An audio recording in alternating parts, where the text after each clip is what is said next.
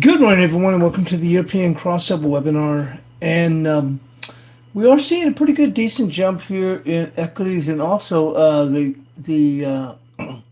pre-market just opened up, and you see where Apple jumped up to 121.5, with Amazon now at 33.74 when it closed it, as you can see there, at 33.11. Facebook it opening up at 299. Microsoft at 228. You can see here they closed at 224. And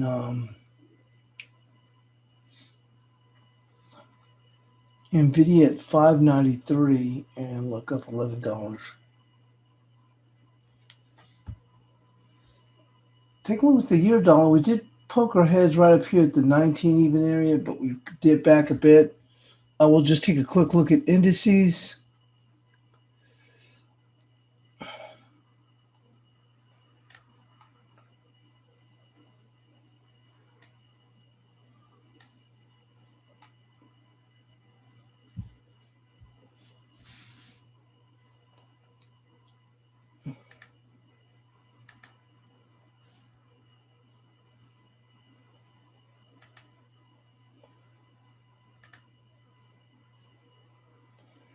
Now, I posted this chart here in Asia, which was NASDAQ. The 2-hour chart you can see here, we're looking for 12,406. And we actually made it right to that 12,406. We've eased back a bit. I actually have to check the time when we hit up there. But we've had a pretty good run up in here. Let's pull this back. Look at that coming across.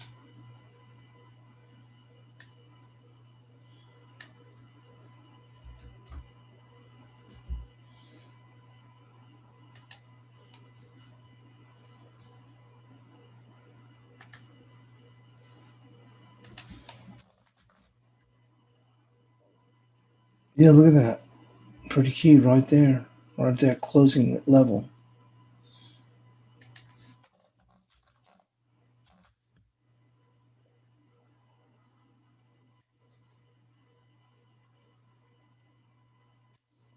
Yeah, right there.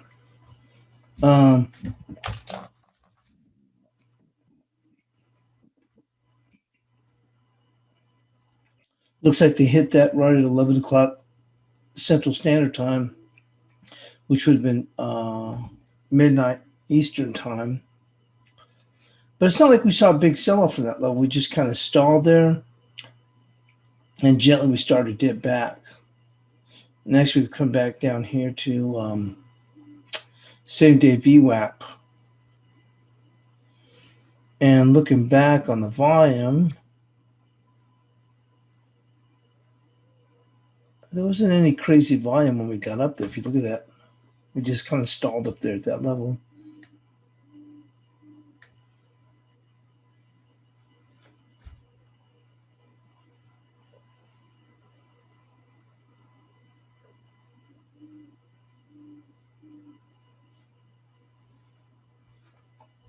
And with that, we'll go back and take a look at the FX.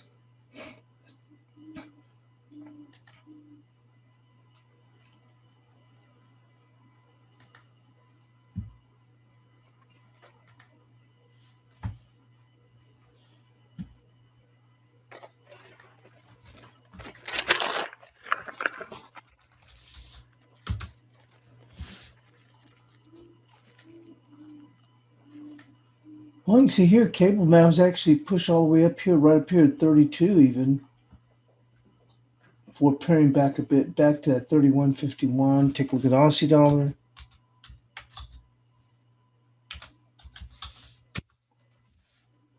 I'll push up here to 73.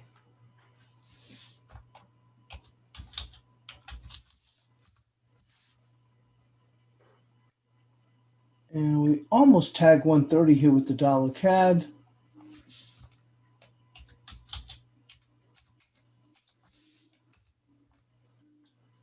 And take a look at dollar yen. We've made it up here to 354. And lastly, real quick, look at dollar index. Looks like we just dipped just below this key level of 92.17 before coming back a bit.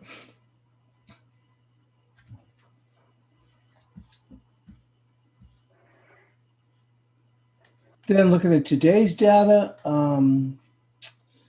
we did have German export numbers about a couple hours ago. Then we do get Eurozone Centex index. They're looking for a negative 15. Now that'll be at the bottom of the hour. And let's take a look. Mexican headline inflation numbers at 7 a.m. Eastern, followed by employment trends at 10 a.m. Eastern. And that'll be it.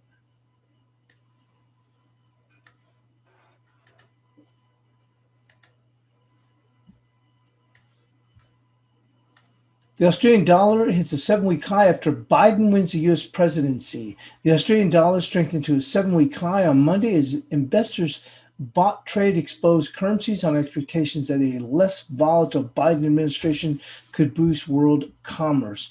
The Aussie, a liquid proxy for risk, climbed to 72.97, the highest level since September 21st. The New Zealand dollar started the week on a firm note and gained 0.59%. To 68.11, its highest level in 19 months. The Antipodean currencies had weakened in recent weeks as the central banks signaled further monetary policy easing to rescue their economies from the coronavirus pandemic.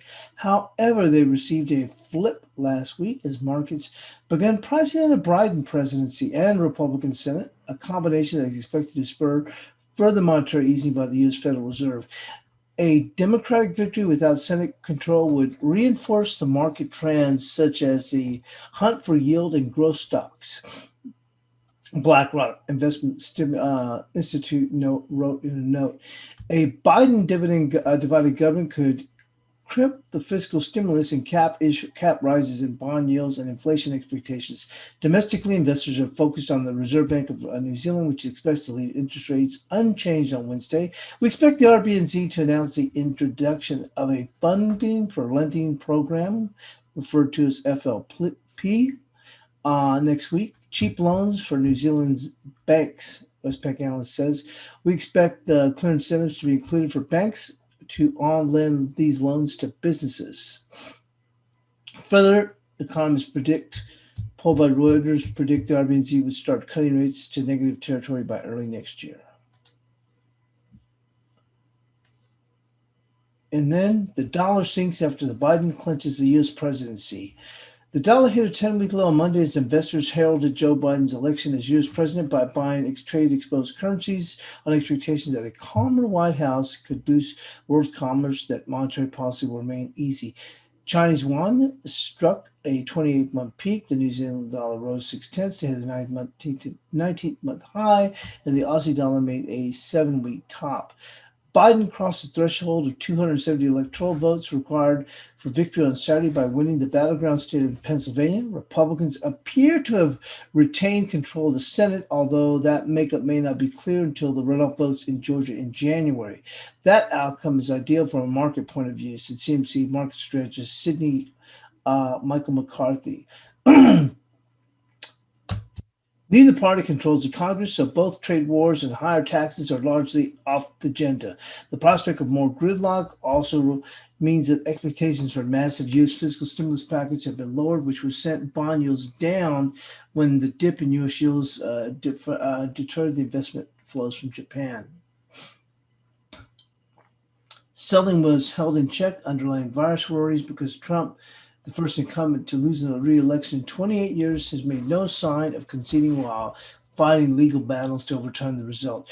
Traders are also wary of fresh lockdowns and coronavirus cases, which globally of infections topping 50 million on Sunday, as cases in the U.S. surpassed 10 million. To me, the bearishness that's in the dollar needs to get reassessed, said Hayden Briscoe, head of fixed income. He called the possibility of fresh lockdowns in the U.S. or hope for European stimulus ultimately disappointing as major risks to the dollar's decline. Europe's fiscal and monetary responses to a second wave of coronavirus infections, which already prompted new restrictions on everyday life, will be in focus when European Central Bank President Christine Lagarde speaks on Thursday. Later on Monday, appearances from Bank of England Governor Andrew Bailey, economist Andy Haldane, or the talk of negative interest rates on Wednesday, RBNZ, and that's going to be it.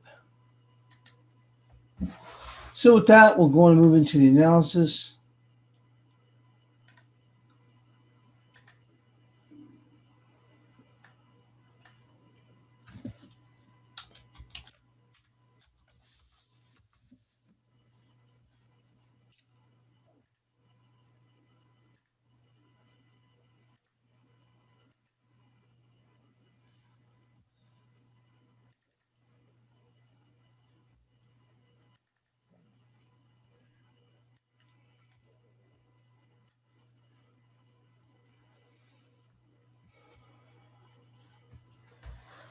And let's get started with the euro dollar.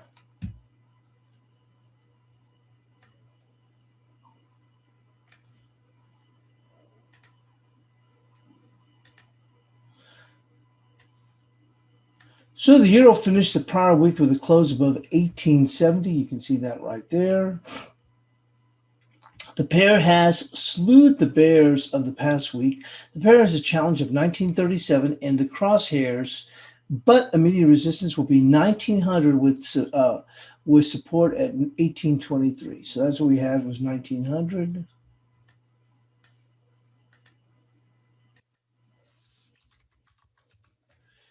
And support at 1823.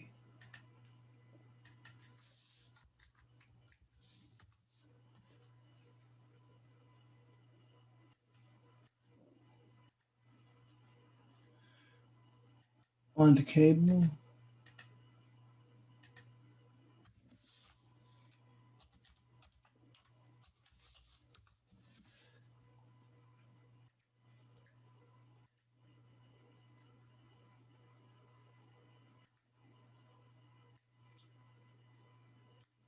So cable took out stops above 31.51. You can see that.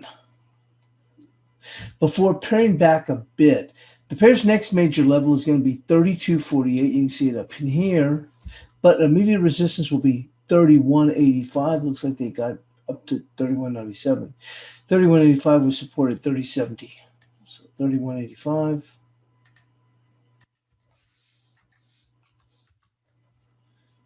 And let me see what 30.70. Yeah, 30.70.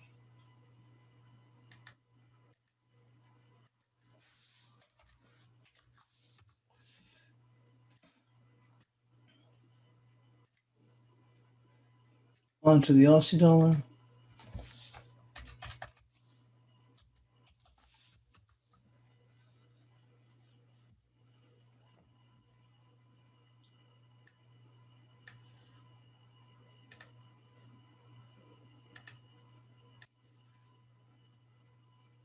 So the Aussie had a strong week, and certainly that was a strong week.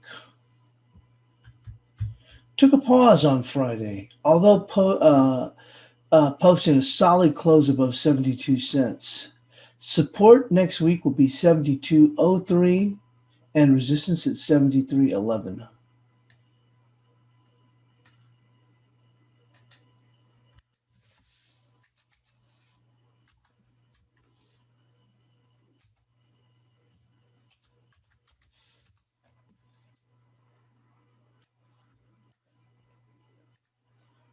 On to the Kiwi.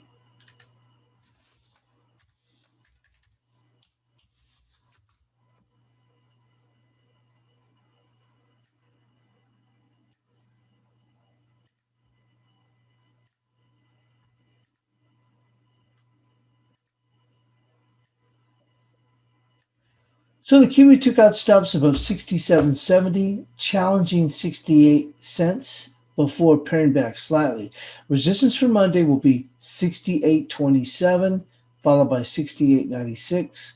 Support will be 67.07. So it's 68.27.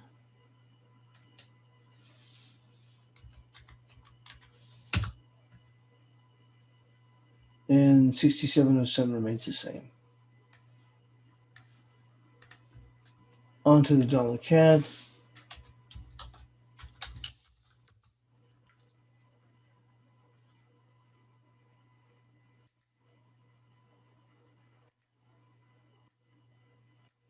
The dollar CAD closed the week attempting to hold key 30.37. You can see that right there. Support on Monday will be 30.18.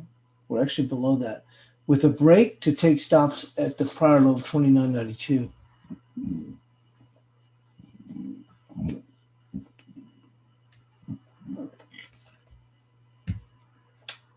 So we are below it though, but nonetheless, 30.18.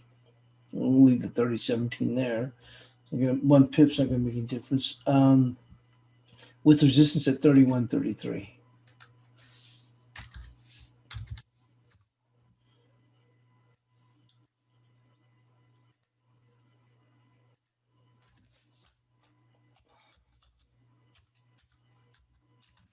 Onto the dollar peso.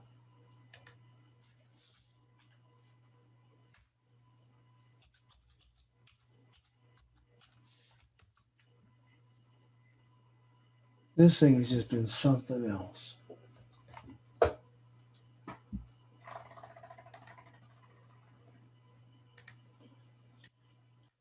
The dollar peso went to new lows last week. The pair has the potential to move to key support of 2023. Well, we're on our way. Immediate support will be 2046 with resistance at 2082. So we're already well below that. But I said we have a potential to 2023. So forget it. There's the target. We'll just go with that. 2023. We've already blown through the 2046. That's the target, 2023, that it can get to, and we'll just stick with that then, or not stick with it, but we'll go with that target of 2023. And resistance is 2082. Well, that'd be silly at this point, so it's going to be this low here, right there, which would be 2063. This thing's just falling like nobody's business.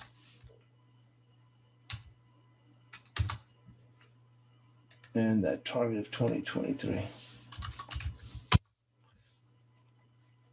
On to the dollar yen.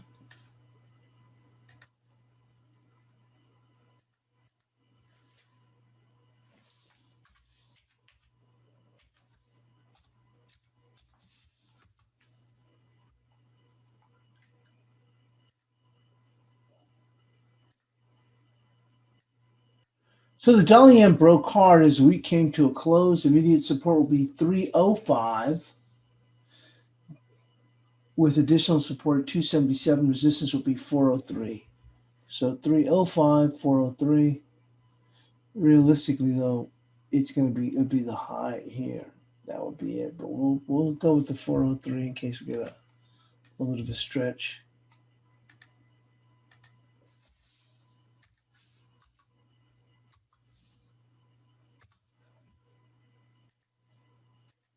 That 403 is a bit of a stretch. On to the cash dollar index.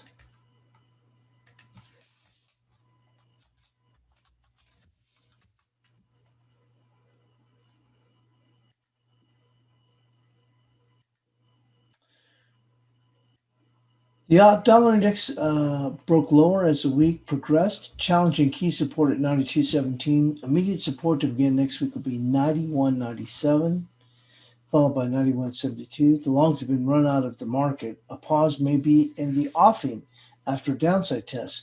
Resistance will be 93.04. So 91.97.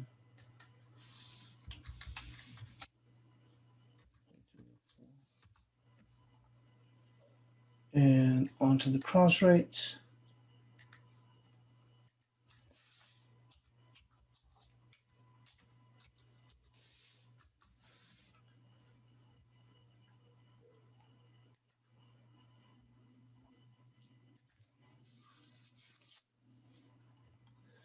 The Kiwi yen repeatedly challenged the 70.50 area last week.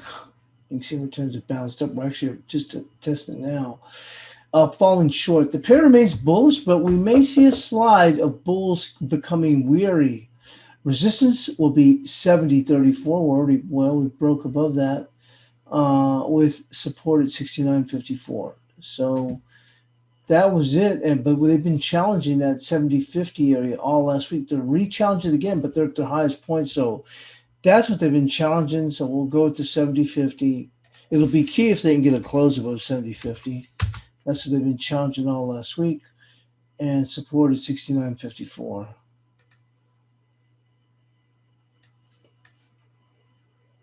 Will be key if they can get that daily close above that. Onto the euro pound.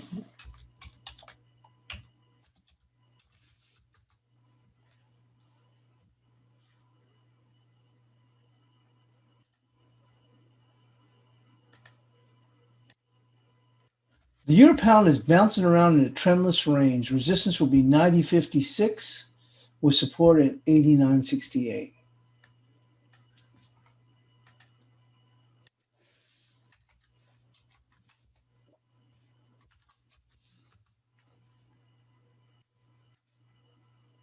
And onto the euro Kiwi.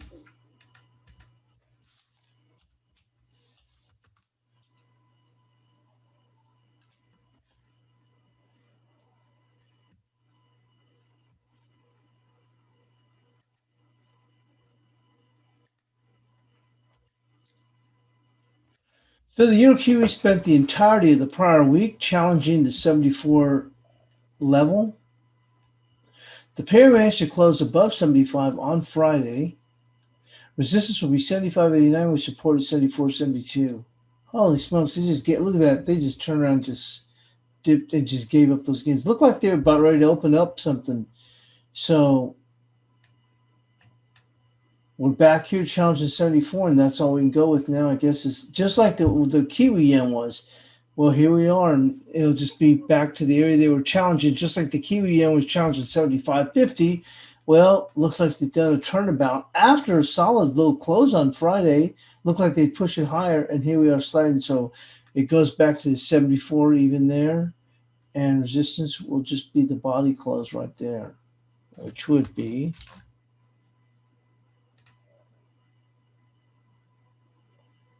75.26.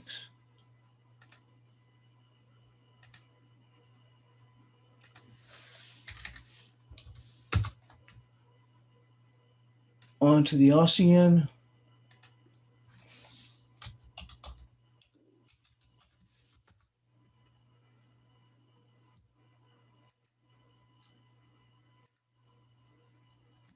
The Aussie yen closed higher for the week, opening a potential challenge for 75.72, which will be resistance. Support will be 74.50.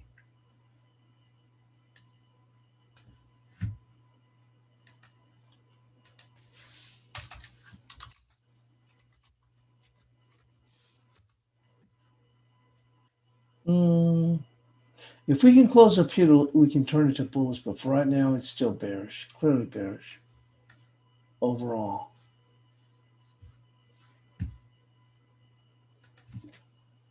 On to the guppy.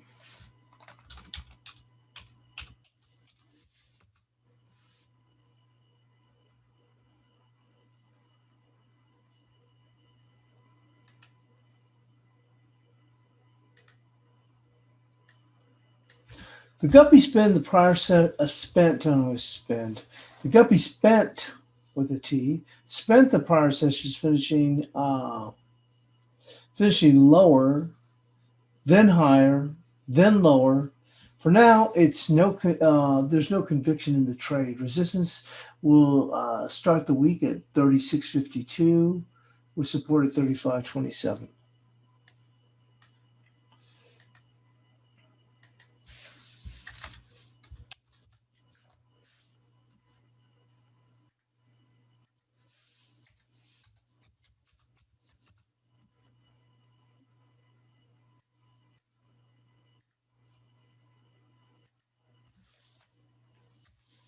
And the sterling odd.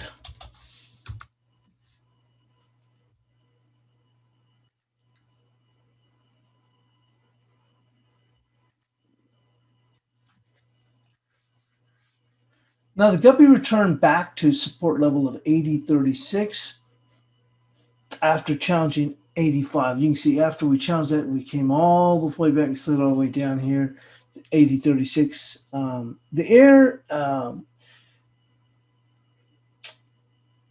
don't know if the air, but the pair is in a solid demand area. You can see all these touches right here.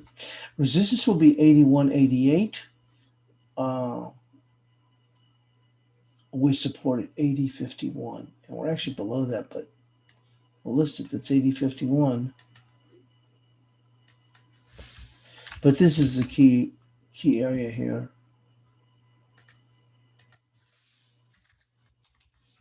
Now we might see a little bit of a let up. But once again, be careful because look, this whole area is good demand area. Can we dip back down here? I guess we can, but I wouldn't expect to see too much fall through because I think you'd be seeing some short covering in this whole area. Look how much it's fallen. So if this isn't a good demand area, I don't know what is. So I wouldn't be fooled by this taking a dip. It can probably dip a little bit lower, maybe challenge some stops, but I would not be chasing that, and I'd be probably tightening my stops up also.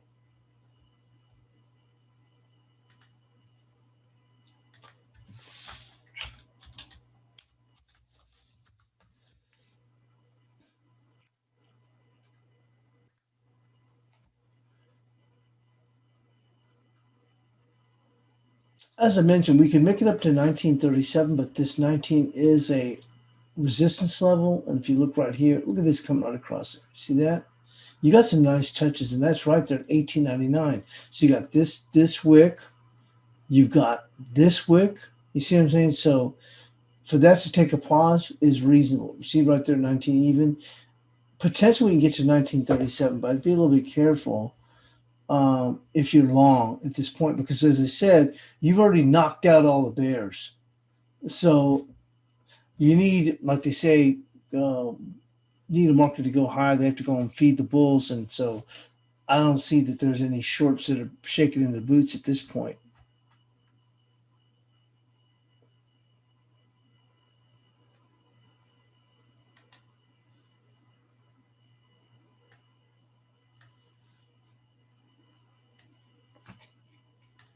I'm seeing equities pull back a hair.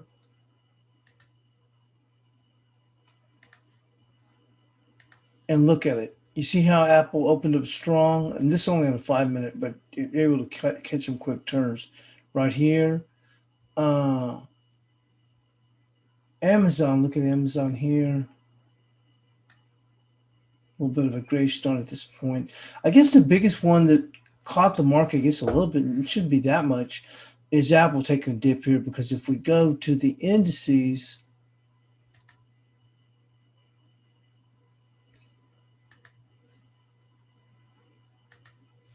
we saw this quick dip. We were just trading at 12,232, and look, oh my God, look, we've already fallen off 70 from that area. And Apple's just, I mean, it is still on the offer, but that was a pretty decent little fall right there. Off 60 handles.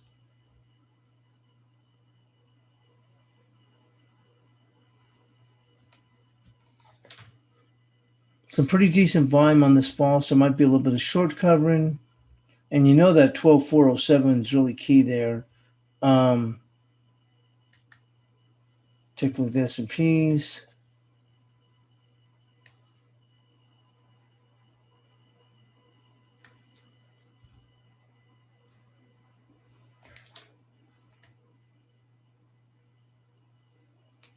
Yeah.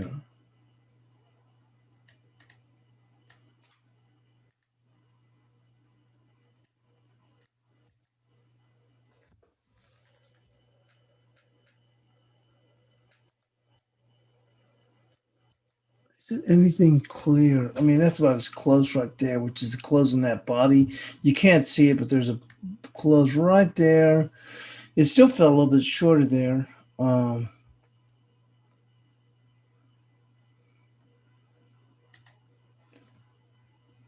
But clearly in the NASDAQ, it went to that 12,406.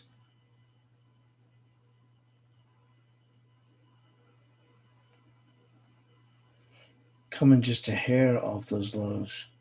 But that dip in Apple seemed to really weigh on it. Facebook came off just a little bit, but that was just a good little dip there.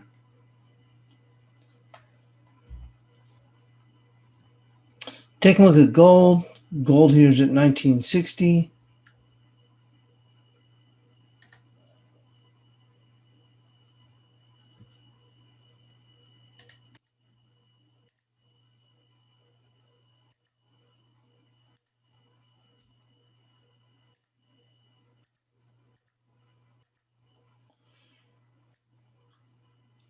It is breaking out though, because you can see here, if you're going right there, it did break out for that probably around 1915. Obviously, 1922 was key, but it's not like we've added on too much more here.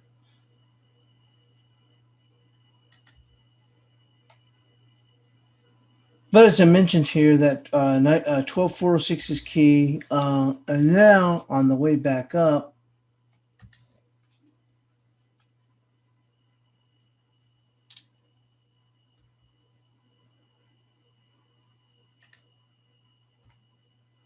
right there, I didn't even see that. That was my bad. Look at that. It just snicked it right there.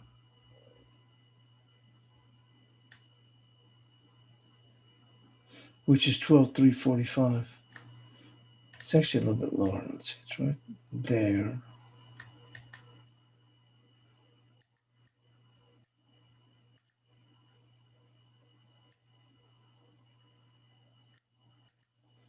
Yep, 345.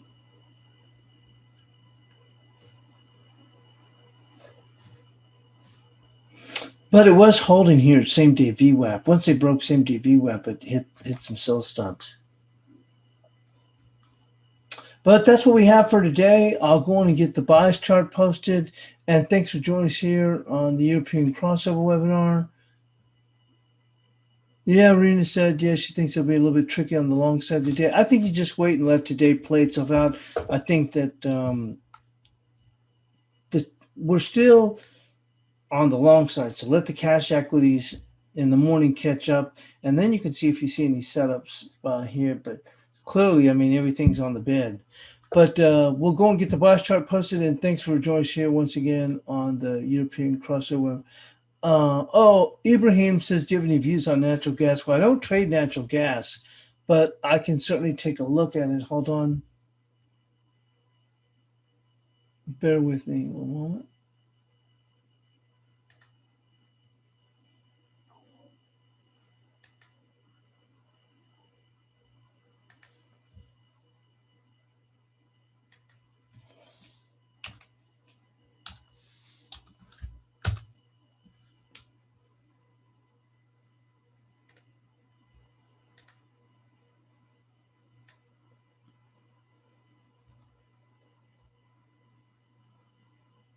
Boy, this thing's had a phenomenal run.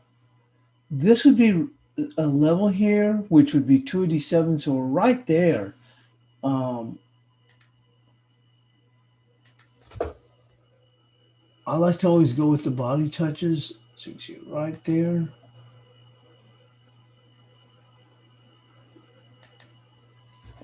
We're just a hair below this 287. And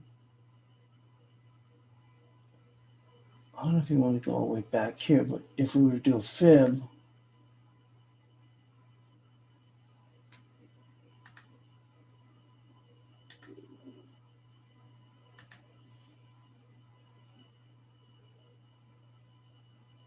we're just below the 23%.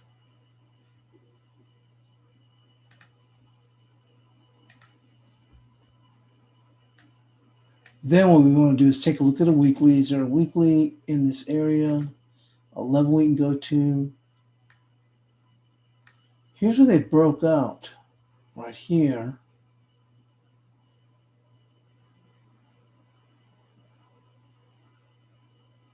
$276 seems to be a pretty good area here. This 276 actually, and that was, if you look at that close that week, that was right there at 275. So, but 10 cents is a lot in natural gas. We'll go into a 2-hour chart real quick.